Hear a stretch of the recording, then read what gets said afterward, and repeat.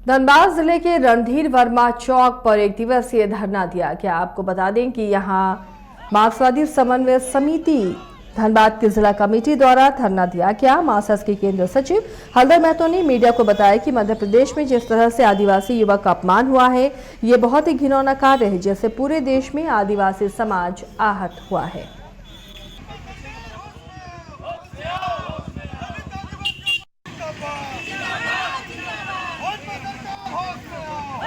आज हम लोग केंद्र सरकार, खास करके भाजपा नीति सरकार के द्वारा जो हिंदू राष्ट्र की अवधारणा को लेकर जितना भी कार्यक्रम चल रहा है और ख़ास करके उनका जो एजेंडा है, उस एजेंडा के तहत इस देश का दलित, शोषित, पीड़ित समाज, आदिवासी समाज, महिलाएं दिन प्रतिदिन प्रताड़ित हो रही हैं और उनका जो सोच, उनका जो हिंदू राष्ट्र का जो सोच है, वो सोच को परिलक्षित कर रहा है इस रूप में कि आज मध्य प्रदेश राज्य के अंदर में एक आदिवासी के ऊपर दिन दहाड़े भाजपा नेता के द्वारा जो है कि मूत्र त्याग किया जाता है, जो समाज में घोर निंदनीय है। समाज के अंदर में ये एक तरह से अपराध है, जिसके प्रतिवाद स्वरूप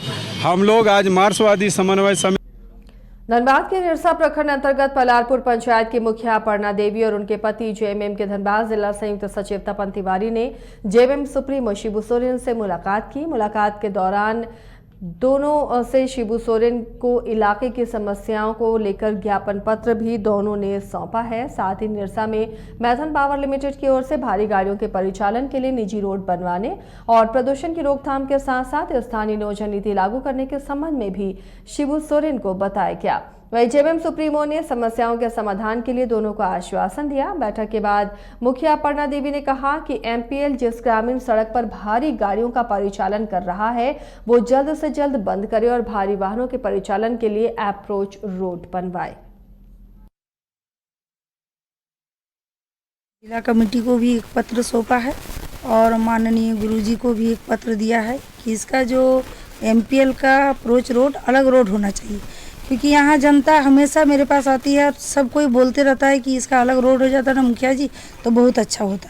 इसमें क्या होगा, हाईवा मालिक लोग का भी दिक्कत नहीं होगा, क्योंकि आप लोग भी देखे हैं कि एक्सीडेंट हमेशा होते रहता है और उसमें हाईवा मालिक का भी दिक्कत होता है और आदमी का भी जान माल जाता है। इसलिए अलग रोड हो जाने से क्या होगा कि सबका शांति होगा। रोड जो है पब्लिक वे, पब्लिक का रोड, जो कि एमपीएल को इसको यूज़ नहीं करना चाहिए था और पब्लिक का रोड में यूज करने के उपरांत जो आदमी आज इतना एक्सीडेंट हुआ, एमपीएल को खुद सोचना चाहिए था कि इसका क्या निदान निकाला जाए। हम लोग का यही डिमांड है कि एक अप्रोच रोड बनाया जाए पर्सनली, जिससे कि वो अपना बिजनेस को अच्छी सही तरीके से चलाने के लिए अपना रोड होना भी चाहिए। तो हम लोग यही डिमांड किए हैं हमारे माननीय गुरुजी सुप्रीमो जेएमएम शिबू सोरेन, श्री शिबू सोरेन को, कि हम लोग का ये डिमांड अप्रोच रोड, स्थानीय नीति, प्रदूषण कम करना, इसके लिए हम लोग आवेदन दिए हैं। हम लोग अपना जिला कमेटी में भी विचार कर रहे हैं कि इसके लिए आगे के कदम क्या किया जाए। पलामू में 24 जून को पाटन के बंका नदी पुल के पास हुई लूटपाट मामले में पुलिस ने गिरोह के 3 लुटेरों को गिरफ्तार किया है। इनके पास से लूटी हुई स्कूटी, बाइक, देसी कट्टा और 3 मोबाइल बरामद किया गया।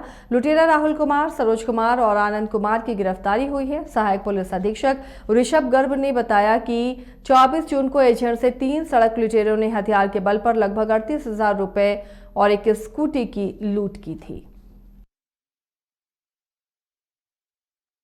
24 जून को एक पाटन में लूट की घटना को अंजाम दिया गया था, जिसके क्रम में एक एफआईआर दर्ज हुआ था, कांड संख्या 104-23।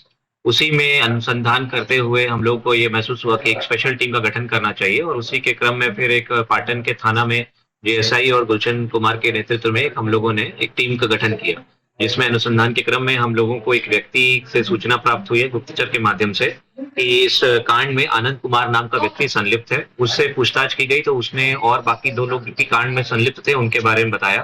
तो उसी क्रम में अग्रतर अनुसंधान के क्रम में पता लगा कि राहुल कुमार नाम का व्यक्ति है जिसकी इसमें प्रमुख भूमिका है उसके पास से हथियार भी बरामद हुआ और हम लोग को चोरी में लूटी गई स्कूटी और एप्पल का एक फोन और एक सैमसंग का फोन और एक छोटा कीपैड क्वालिटी फोन भी मिला है। और उसके अलावा जो लूट के लिए इन लोगों ने जिस स्प्लेंडर बाइक का इस्तेमाल किया था वो भी। झरिया में 4 नंबर टैक्सी स्टैंड स्थित काली मंदिर प्रांगण में झारखंडी रिक्शा टोटो संघ ने बैठक की। बैठक के दौरान टोटो चालकों ने झरिया पुलिस और टाइगर जवानों के खिलाफ जमकर नारेबाजी की। टोटो चालकों ने झरिया पुलिस के टाइगर जवान पर मारपीट और परेशान करने का आरोप लगाया। कई चालकों ने टाइगर जवान द्वारा पिटाई से हुए अपने जख्मों को भी दिखाया। टोटो चालकों ने बताया कि झरिया पुलिस के टाइगर जवान हर रोज परेशान कर रहे हैं। टोटो चालकों को सड़कों पर देखते ही लाठीचार्ज कर देते हैं। संघ के प्रदेश प्रवक्ता संतोष कुशवाहा ने कहा कि क्या टोटो रिक्शा चलाना पाप है? क्या टोटो चालक कोयला या लोहा चोर नजर आते हैं? टोटो चालकों को ना ही कोई स्टैंड मिलता है, ना ही कोई और सुविधा। उन्होंने कहा कि थाना प्रभारी को आवेदन भी देंगे। अगर थाना प्रभारी ने जरूरी कदम नहीं उठाया तो वरीय अधिकारियों तक वो अपनी आवाज पहुंचाएंगे। झारखंड ई रिक्शा टोटो संघ के द्वारा झरिया मंडल के नेतृत्व में पिछले दिनों टाइगर मोबाइल के द्वारा हमारे टोटो चालक को मारा गया और ना तो कोई दोस्त था ना तो कोई कारण था। और किसके इशारे पर ये हो रहा कहना तो मुश्किल है। जो हमारे प्रशासन समाज का रक्षक है आज वही भक्षक का रूप ले लिए हैं। और टोटो चालक को वो टाइगर मोबाइल बोल रहे हैं कि तुमको जिसके पास जाना जाओ, देखते कौन तेरा बाप बचाता है। ये बड़ा चिंतन का विषय है कि कैसा हम लोग का ये समाज होते जा रहा है। कैसे हमारे जो रक्षक हैं ऐसा उनसे तो ये उम्मीद नहीं है हम लोग को। झारखंड झरिया शहर में चल रहे अतिक्रमण के खिलाफ प्रशासन की जमकर प्रशंसा की जा रही है। दूसरी ओर झरिया चौथाई कुल्ही वार्ड नंबर 45 में आवागमन के लिए छोड़ी गई गलियों पर कुछ लोगों ने अतिक्रमण कर कब्जा कर लिया है। सड़क पर कब्जा किसी ने किया तो किसी ने नालियों के बीचों बीच ही दीवार खड़ी कर दी। इसके संबंध में झरिया चौथाई कुल्ही जनता शिव मंदिर निवासी मनोज साव, ओम प्रकाश साव, दीपक वर्मा के अलावा कई लोगों ने पत्र लिखकर अतिक्रमण से गलियों को मुक्त कराने की मांग की है।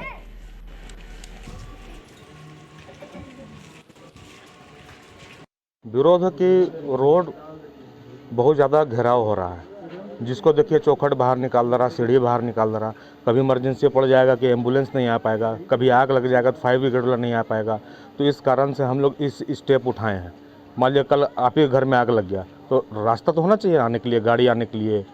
नहीं आएगा तो फिर कैसे कोई काम आगे बढ़ेगा? फिर क्या परेशानी है कि अतिक्रमण होना चाहिए। नगर निगम को देखना चाहिए कि रोड नाली के ऊपर सीढ़ी है, घर बन जा रहा, चौखट बन जा रहा, दीवार उड़ जा रहा। बागमारा में जेडीयू का युवा नेतृत्व विकास प्रशिक्षण के लिए 1 दिवसीय शिविर का आयोजन यूथ फोर्स प्रधान कार्यालय श्यामली में किया गया। शिविर का उद्घाटन जिलाध्यक्ष पिंटू सिंह और प्रदेश महासचिव दीप नारायण सिंह ने संयुक्त रूप से किया।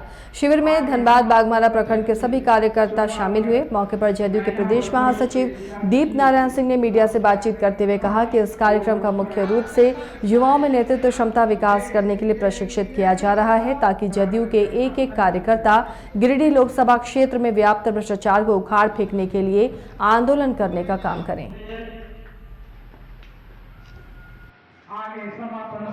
आज बागमारा प्रखंड जनता दल यूनाइटेड द्वारा युवा नेतृत्व विकास पर 1 दिवसीय कार्यशाला का आयोजन किया गया और इस कार्यशाला के पूरे दिन भर का कार्यशाला में 5 सत्र हुआ। उसमें लोगों की समस्याओं को लेकर किस प्रकार से हम आंदोलन करेंगे, युवाओं में किस प्रकार से नेतृत्व का विकास हो, हम राजनीतिक सामाजिक क्षेत्रों में कैसे युवाओं को जोड़ने का काम करेंगे, सोशल मीडिया से संबंधित हम अपना एक्टिविटी को जन जन तक कैसे ले जाएंगे, इन तमाम।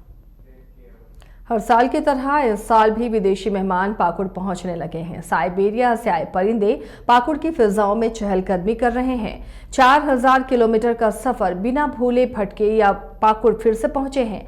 साइबेरियन परिंदों के कलरव पाकुड़ में फिर गूंजने लगे हैं। साइबेरियन पक्षियों को देख लोग इसे मानसून का संदेश भी बता रहे हैं। आसपास के लोगों का कहना है कि हर साल जून जुलाई में साइबेरिया से ये परिंदे हिरणपुर आते हैं और 6 महीने रहने के बाद फिर अपने देश लौट जाते हैं। इन 6 महीनों में ये पेड़ों पर आशियाना बनाते हैं, अपना परिवार बढ़ाते हैं और परिवार बढ़ने के बाद ये विदेशी परिंदे फिर उड़ जाते हैं।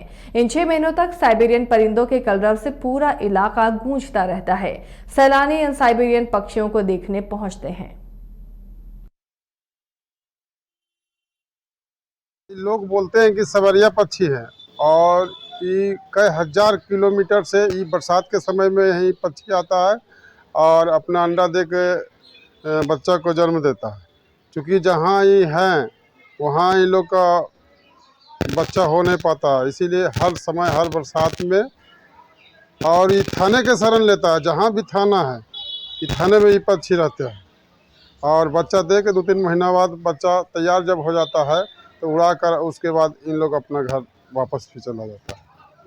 ये साइबेरियन पक्षी जो है, यहाँ के स्थानीय लोग से द्वारा जानकारी मिला कि ये पक्षी प्रत्येक वर्ष लाखों किलोमीटर दूरी तय करके आती है और थाना में लगभग पूरे बरसात तक रुकती है और ये स्पेशल थाना में ही आती है और थाना में ही रुकती है। और इसके आने से यहाँ के लोगों के जो है उम्मीद जगते हैं कि वर्षा होगी क्षेत्र में। जो है कोई बरसात के सीज़न में जैसे कि जो खेती बाड़ी जो होता है उसको लोग को आस बन जाता है। और ये जो पक्षियाँ हैं वो यहाँ के बहुत सारे अपने घोंसला बना के थाना में ही रहते हैं और थाना के सिवा ये पक्षियाँ कहीं और बाहर नहीं रहती है।